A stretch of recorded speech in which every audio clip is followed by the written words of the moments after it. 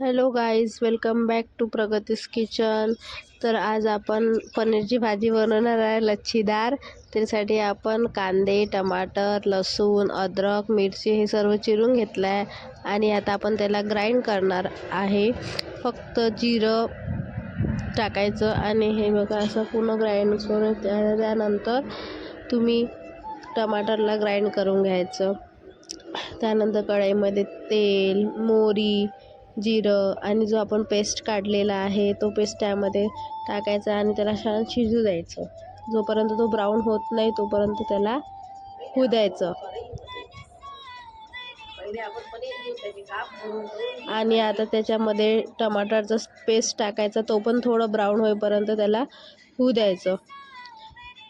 त्याच्यामध्ये छानपैकी बघा ब्राऊन झालेला आहे. जो उरलेला थोडंसं त्यामध्ये पाणी टाकायचं म्हणजे त्याची अजून थोडी गाढ पेस्ट तयार होणार. आणि तेल सुटल्यावर त्यानंतर त्यामध्ये मसाले टाकायचे. तिखट, मीठ, हळद, धनिया पावडर आणि थोडा गरम मसाला टाकायचं आणि त्याला अजून शिजू द्यायचं. त्यामध्ये नंतर शिमला मिरची टाकायची. शिमला मिरचीला पण थोडं शिजू द्यायचं.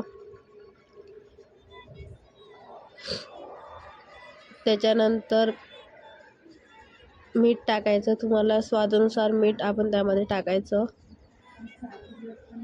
तुम्हाला जेवढा रस्सा हवा आहे तेवढं तुम्ही त्यामध्ये पाणी टाकू शकता.